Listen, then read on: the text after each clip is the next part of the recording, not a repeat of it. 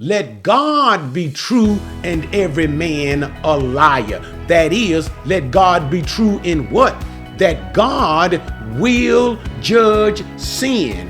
And don't let the Jew think that just because you are Jewish and just because you have all the advantages of the law and the covenants and the prophets or whatever privileges that God has graciously given you, do not dare think in your mind you too will not be judged before God. Because the thing that I have been striving for, says the Apostle Paul, and the thing that I have been writing and proving since chapter 1 is all are under sin.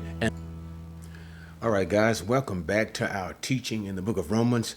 Now, the last time we were here, we completed chapter 2. In essence, what the Apostle Paul was talking about was that Gentiles who are under a law, a principle of law, are now found guilty before God because they have sinned, and also the Jew who is under a principle of law, even specifically the law of Moses, they too are also under sin. And thus we see that both the Jew and the Gentile, as Paul has spoken here in chapter 2, are both under sin. And so he ends in chapter 2 in talking about what it is to truly be a Jew. And it is not just simply by having being of the family of Abraham or being physically circumcised in the flesh. What truly makes a Jew Jewish is one who fears God and keeps the law of God. And this gives approval of the Jew before God. Okay, but nevertheless, so with all of that being said, now you have to remember, as we have been working through chapters 1 and 2, Paul is dealing with a general theme.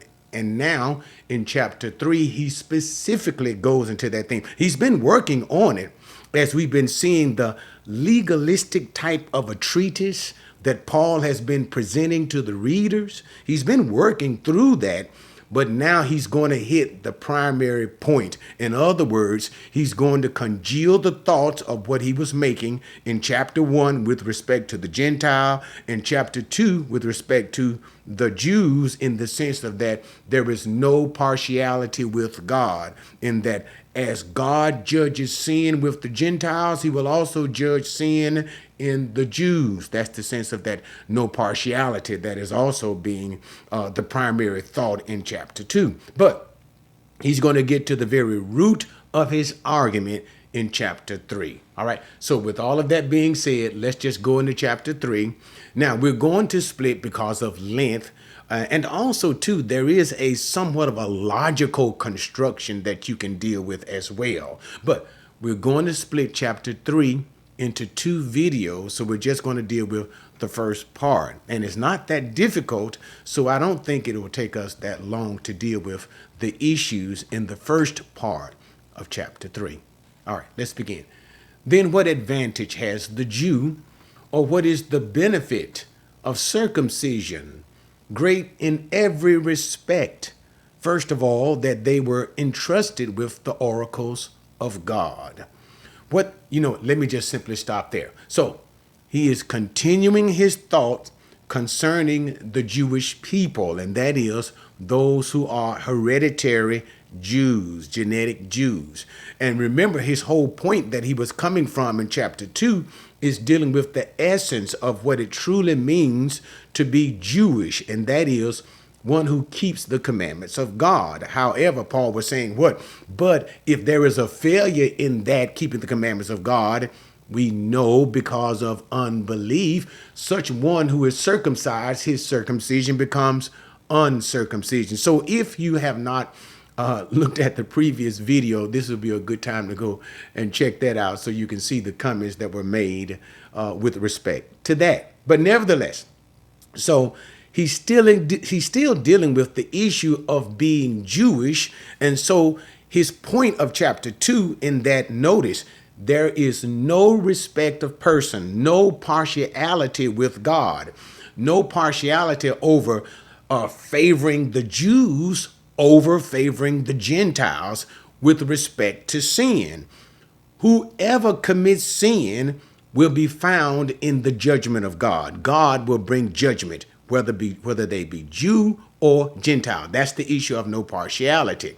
But at the same time, Paul does not deny that there are certain privileges that the Jews have been given. And with these privileges also is a sense, no, not just simply a sense, but is a direct due of responsibility. But now he's not going to so much get into the responsibility side of it, but what he is here highlighting is the sense of privilege. And that's why he says, what is the advantage or the benefit of being a Jew, of being Jewish? And then he just simply says, much in every way, because when God gave explicit revelation of himself, and this is what Paul refers to as the oracles of God, that is, the revelations that come from God in specific manner, whether that revelation would be by prophet, whether that revelation would be by psalm, would be sung,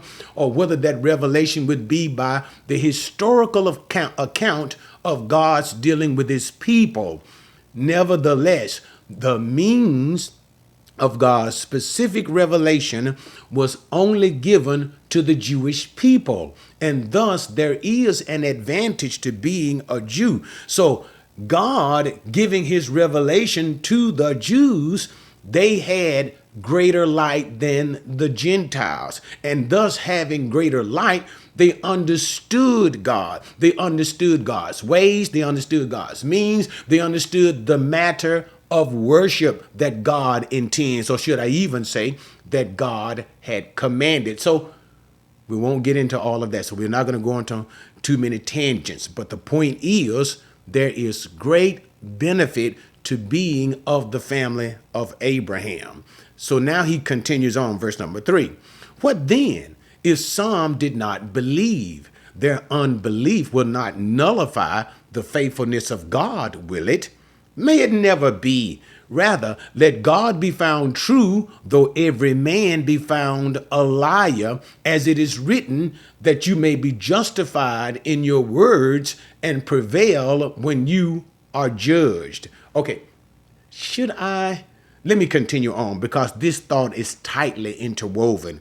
And to understand what Paul is really trying to say, we need to bring in verses 5 and 6 as well.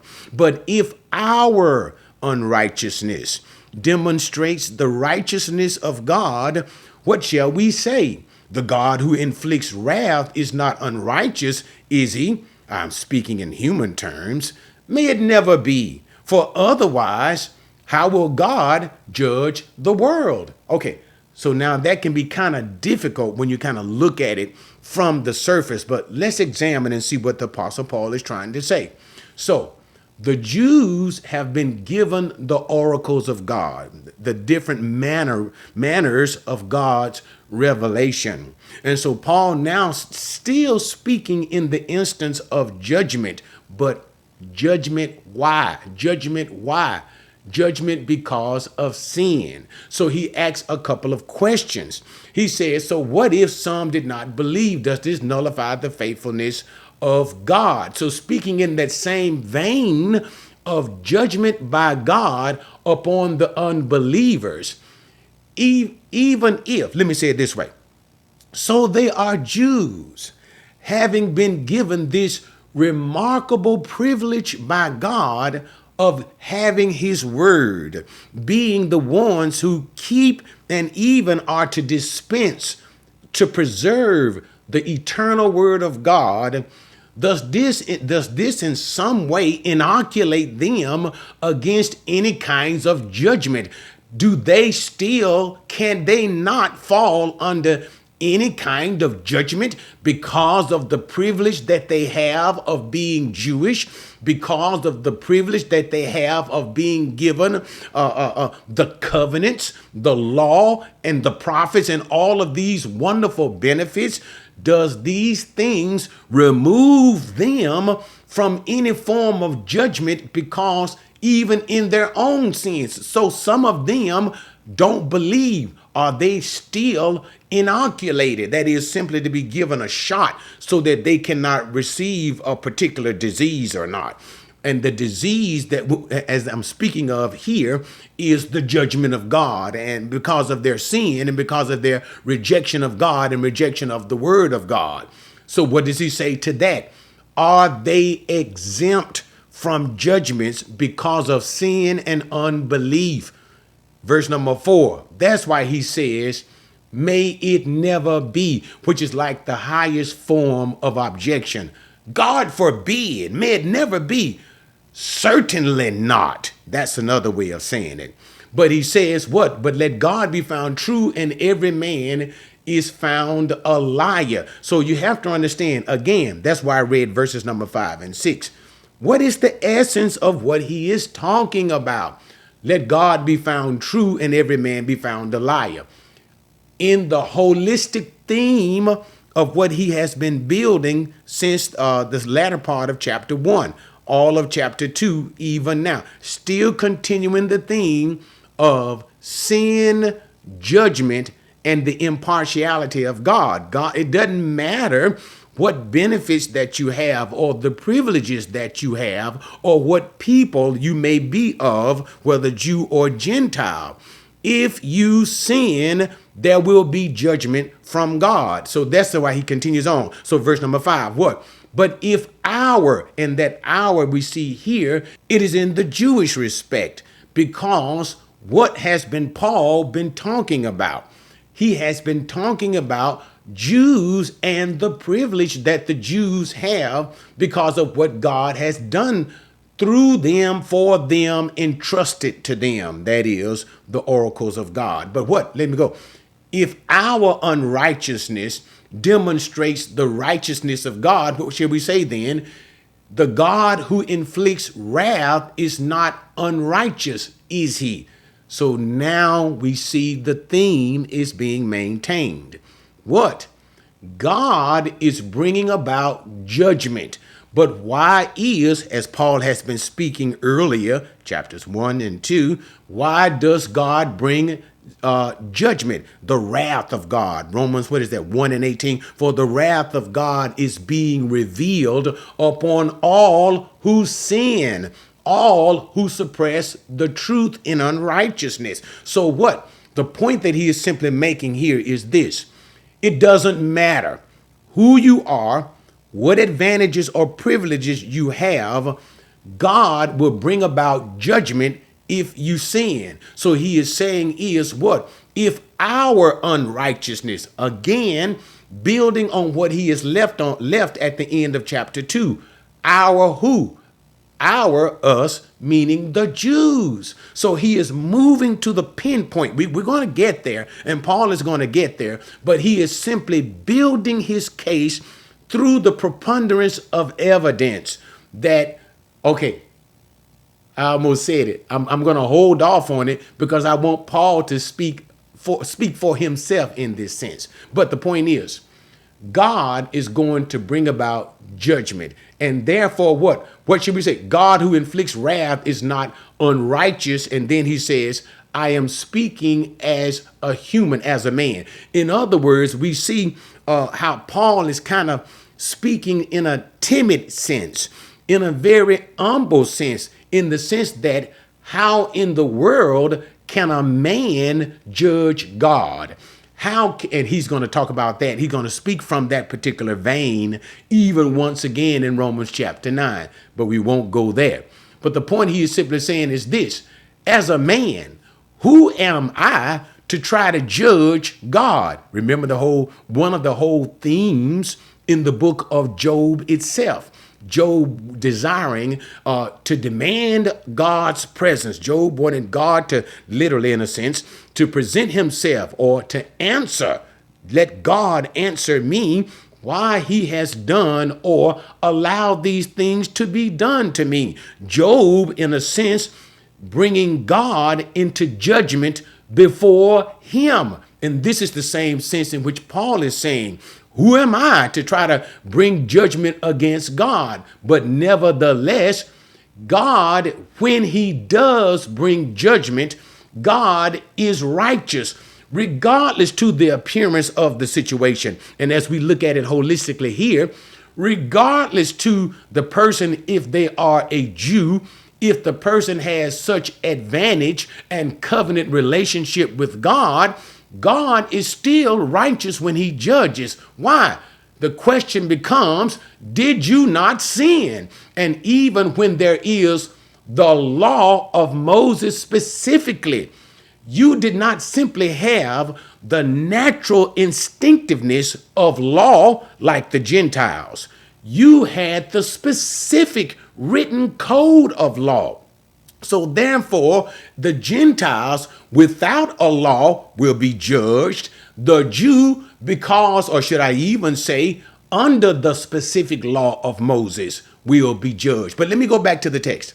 So the whole point is, he says what? He is proving there is unrighteousness with the Jew, and therefore there will be judgment from God, and the judgment of God is not an unrighteous thing. And that's why he says in verse number 6, may it never be.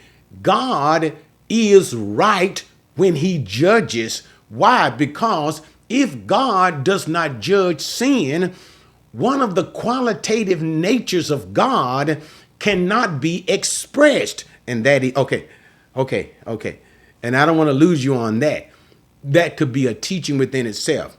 There are a number of qualities to God that God wishes to express within his creation. The holiness of God, the wrath of God, the righteousness of God, the justice of God, the separateness from God. So many things about the love of God, the hatred of God. So many things that God could be expressing. But one of those things that we see in God's creation, and I'm hoping you guys are really getting this part, because what we understand, let me just say it this way.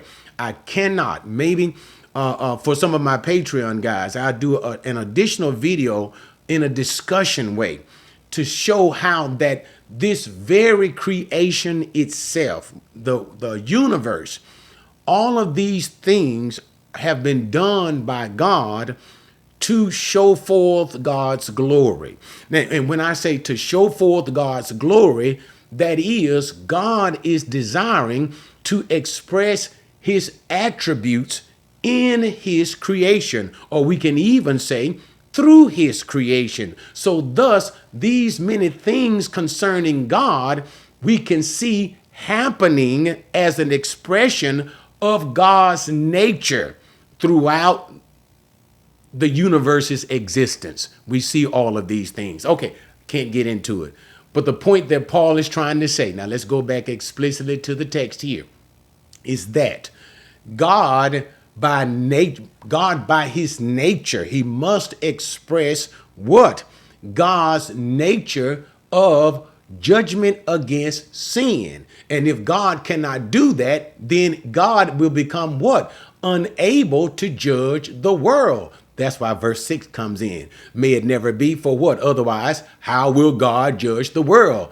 If God leaves sin unpunished with any particular group of people, or because of any particular advantage, then how can God express the quality of his nature as judge of the world, the righteousness of his nature in judging sin itself? So the whole point, so let's bring all of this together, verses 1 through 6, is Paul is simply talking about the benefit of being a Jew, the expressed benefit in the sense of receiving the word, the oracles of God, but nevertheless the Jews themselves in their, that's why he said our unrighteous, in the unrighteousness of the Jews, in the sin of the Jews, they too must undergo the penalty of God's judgment. Why?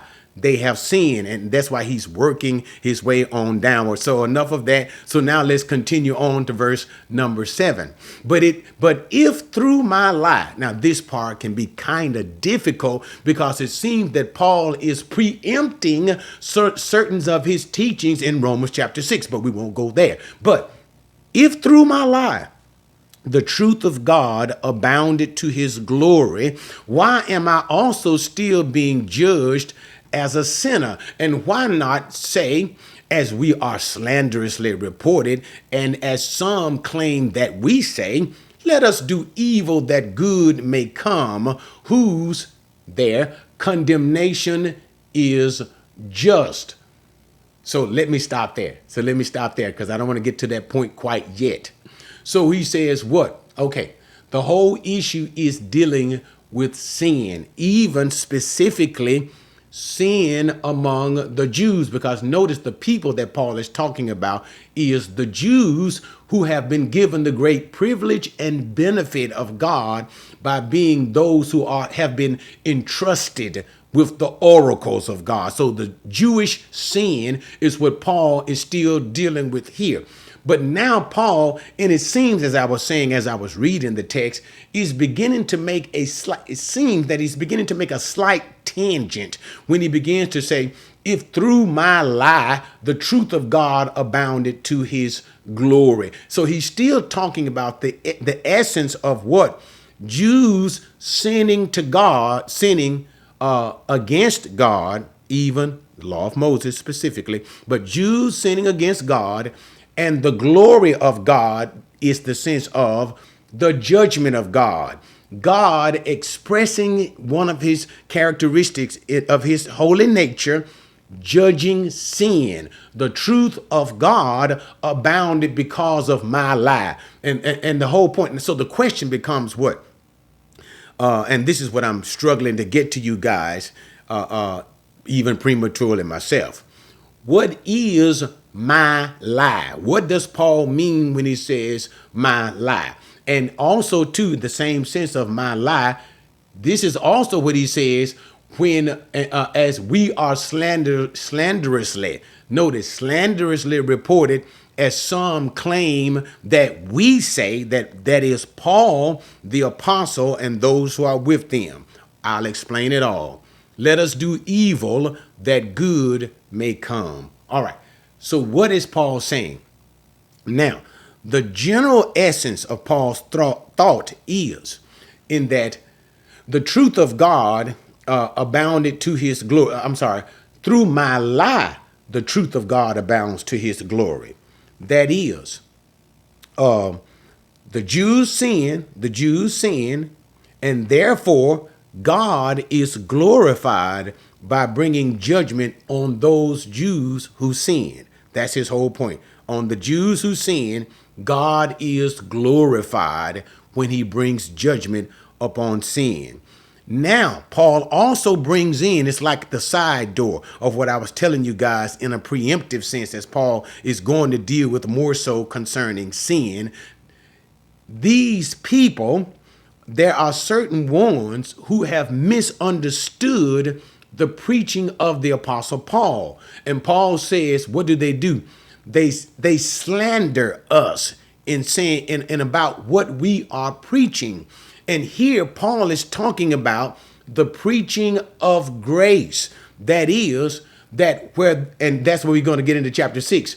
There is great sin, no matter how much or great the sin is, through what God has done through Jesus. Grace abounds even more. There is more than enough grace to cover all sin. And also too, so notice, there is more than enough grace to cover all sins. And in the sense of justification, in the sense of being made or being counted as righteous before the judgment seat of God, no person can be counted or considered or be declared righteous by God on the basis of works. So therefore, it is through grace and grace alone can a person be judged. So it's bringing in a concept of these two ideas. Certain ones are blaspheming Paul and others like him, the apostolic teaching concerning grace and also concerning justification. And that's what he says, as some claim that we say, what? Let us do evil that good may come. In other words, they are simply saying this. Well, Paul, since you're going about saying that it's not based upon how a person lives that makes this individual right before God, then I guess you can live any kind of way. Why? As long as you believe in Jesus, that leaves you free to live any kind of way that you want. Now let's bring in the other part that I was talking about. And you said, Paul, that even though there was so much sin in the world, what God did through Jesus Christ, it was super abundant in grace, that it covers all sin. So you know what, Paul? Since we're not going to be justified by how we live. The living right is not going to justify us before God. And since you say it is the grace of Jesus that covers all sin, well, I guess everybody is free to do what? Well, let us just do all the evil that we want so that God's superabundant grace can cover all of our sins. And this is how Paul is saying. He said, now I didn't teach that. They were saying it's not what you do that makes you right. That's what they were saying, that the people were saying, Paul was saying. Since it's not what you do that justifies you before God, and the grace of Jesus is more than abundant to cover all your sins, then what? It leaves you free to do what? All the evil that you want. And the more evil that you do, the more you can employ God's grace to cover that sin. So what? Let us do what? Evil, even more evil, so that what? Even more good can come, so that grace can even cover all the stuff that we did. And so we see a perversion of the preaching of the gospel, because they had this issue of dealing with justification with works and justification by faith alone. Okay, but anyway, which is the very root of what the Apostle Paul is going to talk about in the next section, that is chapters 4 and 5. And then Paul will deal with that issue here that we're talking about here in chapter 6 and even in chapter 7, but more so in chapter 6. But anyway, we won't go there. But the point he's talking about here is, as a whole, Jews have sinned, even being given this great privilege of God. And there are some people going about who are slandering our preaching of the gospel and simply saying that we are telling people continue in their sins, yea, even increase in their sins, so that this so-called grace can have an opportunity to work and cover even more sins. And this is a false teaching of the gospel. And that's what Paul is trying to say here. So verse number 9, now let's get into the very root of all things. What then? This is the very essence of what Paul has been trying to say since chapter 1. Are we better than they?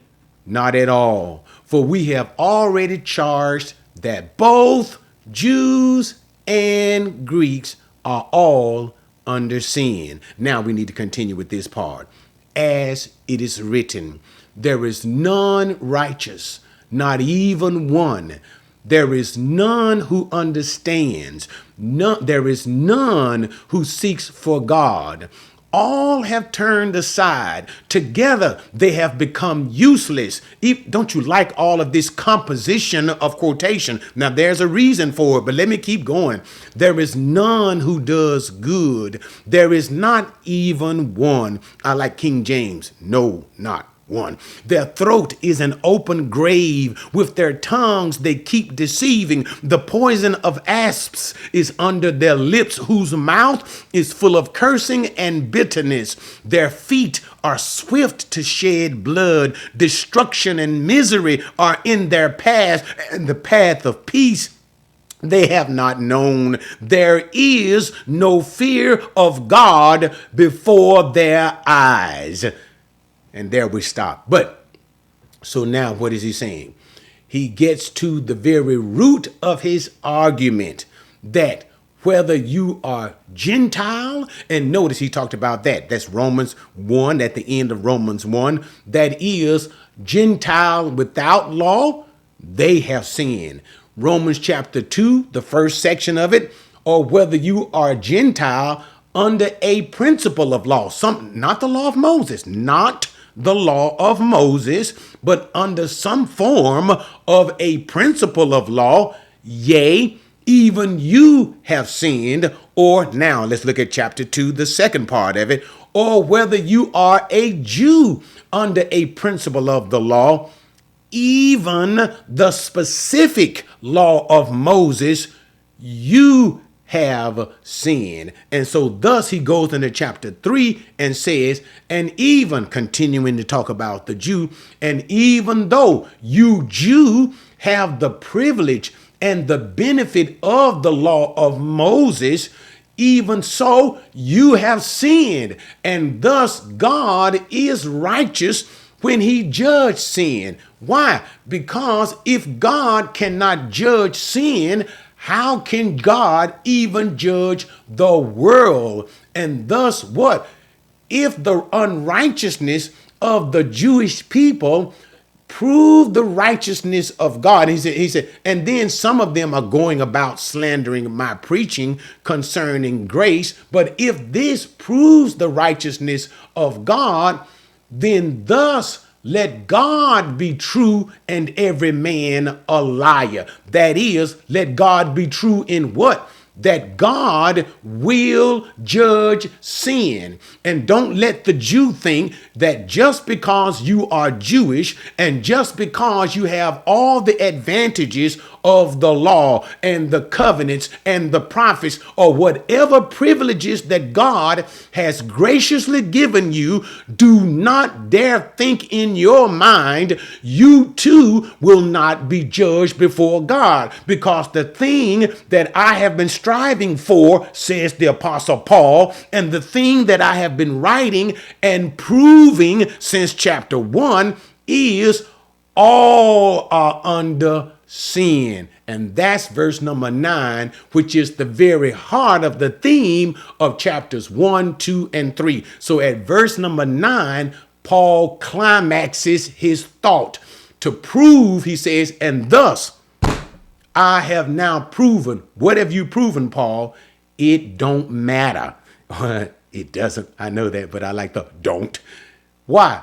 Because what? Whether you are Jew or whether you are a Gentile, you are under sin. Now, let us not forget the very essence that Paul is coming out of Romans 1 and verse 16 and 17.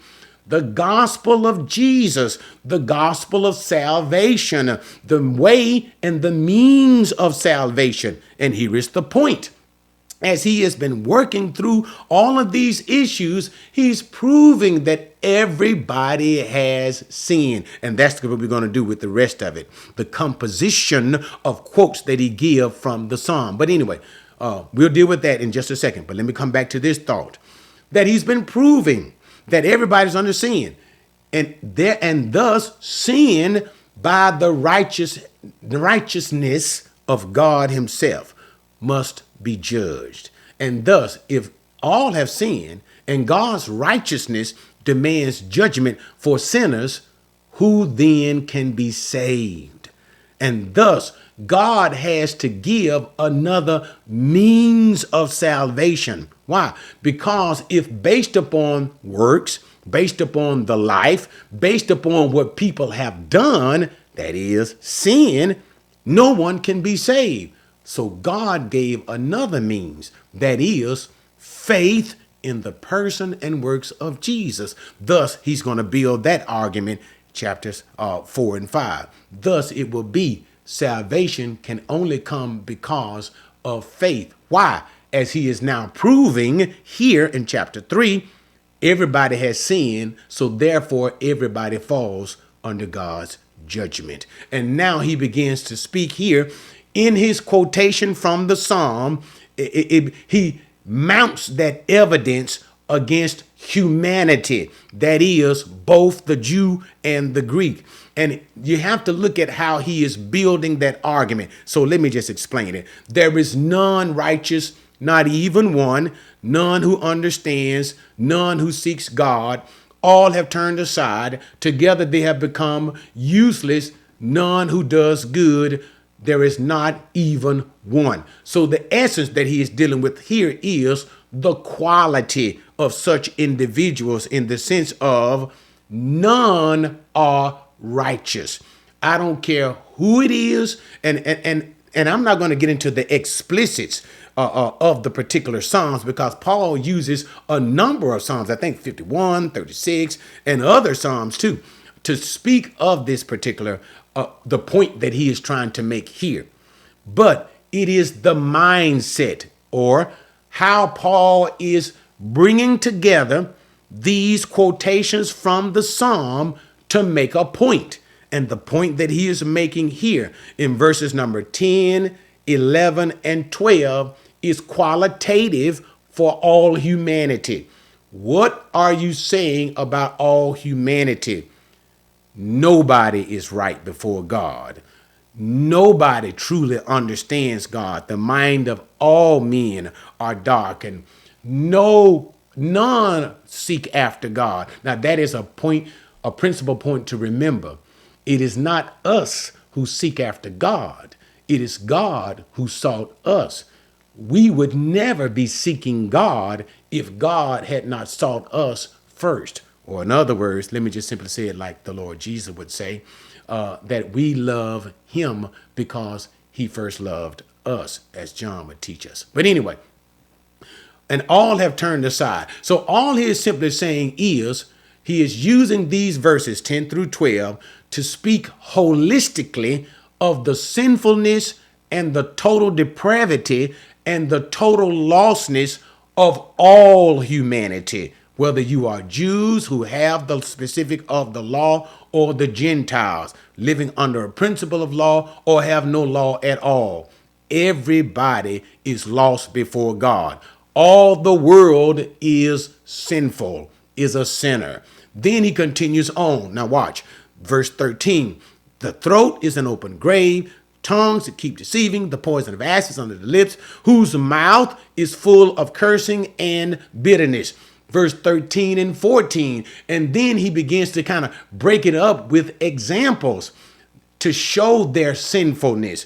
They are sinful in the things or the deeds of the mouth. With the things that they say, they prove what? Their sinfulness. With their mouth, they show forth what? They evidence. They do their sin. So what? We see what? Sinning with the mouth. And then verses number 15 and to 18, their feet are swift to shed blood. Destruction and misery in their path, and the path of peace they have not known. And thus with their bodies. So whether, here's how you bring that in. So whether in word, things done with the mouth, or deed, things done with the other parts of the body, their feet being quick to shed blood. The world is evidentiary guilty before God of sinning. And thus what Paul is doing by bringing in this amalgamation, this composition of all of these different quotes from the Psalm, he is just simply proven, number one, qualitatively, the whole world is guilty of sin. None righteous. Whether they sin with their mouth or whether they sin with their activity of the body, holistically, all have sinned and fallen short of the glory of God. And in essence, he sums it up for all of humanity. Verse number 18, There is no fear of God before their eyes. And with that, we're going to stop, because he's going to keep on moving with the argument, but with this part of the argument, even as remember now, he is speaking specifically to the Jews to kind of quelch any particular arrogance, no doubt we know that the Jews had, because of being chosen as a particular people of God. And I don't think that they really don't understand that. You know what? Let me just say this now. Now, this is outside and apart from this particular video teaching. But let me say this for your edification.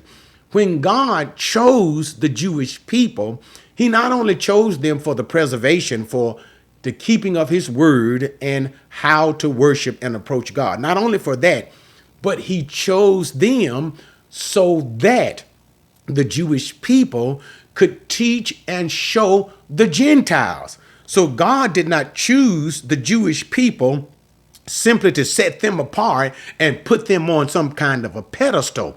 No, God set them apart for a purpose, so that all of the other nations would come to know, learn, and worship the true God. Or in other words, it takes you all the way back to Genesis chapter 12 in the call of Abraham. In you, even so, in your seed, that is Jesus the Messiah. What? All the families of the earth, that is, everybody other than Abraham's children, will be blessed.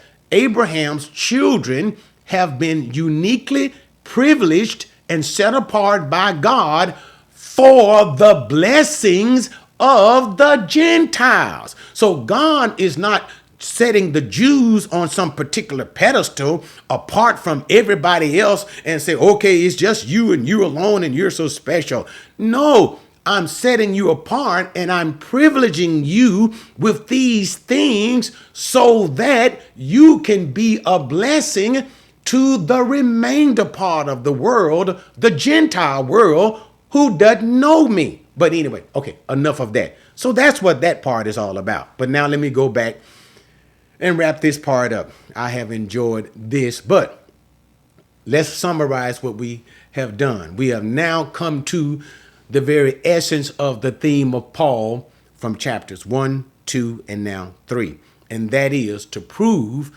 that whether you are a Gentile without any law or a Gentile with some form of a principle of law, not the law of Moses, but a principle of law, or whether you are a Jew with a principle of law, that is, namely, the law of Moses, you have sinned before God. And thus, sin, a theme that has been running here, the wrath of God is upon all who sin. God will judge sin. And thus, chapter 2, there is no partiality with God.